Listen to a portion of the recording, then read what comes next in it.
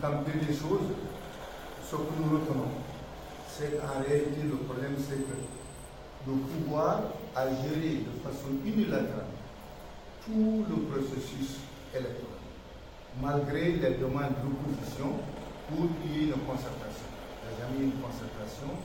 Ils ont fait avec la CENI, qui est juste en appendice de l'administration du pouvoir, gérer ensemble et ils ont fait ce qu'ils ont voulu. L'opposition avait demandé l'audit du fichier électoral. Ils ont refusé. Énormément de trucs que les gens ont refusé de faire. Pour les bureaux de vote, ça c'est tellement important. Si vous regardez les bureaux de vote à l'étranger, surtout le Sénégal, ici, Dakar, qui est un centre où vraiment il y a tellement de Mauritaniens, mais c'est incompréhensible qu'à Dakar, il n'y ait pas de centre de vote. Non, on va mettre le centre de vote à Banjul. On ne met pas un centre de vote à Bamako. Donc, c'est-à-dire que l'État a choisi des lieux où il semble être fort pour installer les bureaux de vote. Ça, c'est un élément. Un deuxième élément, c'est l'exclusion de centaines de milliers de Mauritaniens qui n'ont pas pu s'enrôler, donc qui n'ont pas pu exercer leur droit de vote. Ça, c'est des choses, et compte tenu du fait que le pouvoir lui-même a mené unilatéralement toutes ces démarches et a également utilisé de façon abusive les moyens de l'État et a aussi utilisé les donateurs, hommes d'affaires donateurs, qui sont intéressés, qui finalement donnent de l'argent, mais en retour, ils attendent tout simplement le retour de l'ascenseur. Tous ces éléments font que nous, au départ déjà, nous avions dit que nous ne reconnaissions pas ces élections-là. En tout cas, nous ne reconnaissions pas ces résultats comme étant des résultats qui sont conformes à la volonté du peuple mauritanien. Ce n'est pas la volonté du peuple mauritanien.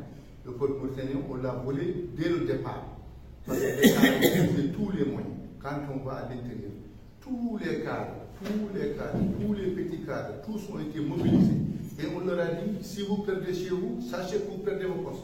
Donc les gens sont extrêmement mobilisés et sont partis travailler jusqu'à renverser le vote des populations. Ils ont utilisé TASO, qui est normalement un organisme national, qui doit intervenir en tout cas pour aider les personnes vulnérables. Et ils ont dit que tous ceux qui ne votaient pas pour eux ne bénéficieraient plus de l'aide de TASO. Donc finalement, tous ces éléments pour nous disent tout simplement que nous ne pouvons pas accepter ces résultats comme étant des résultats conformes à la volonté populaire. Mais il s'est greffé à ça des assassinats délibérés de jeunes qui n'ont rien fait, qu'on a pris chez eux. Beaucoup de gens, on les a pris chez eux, on les a amenés et on les a tués sous la torture.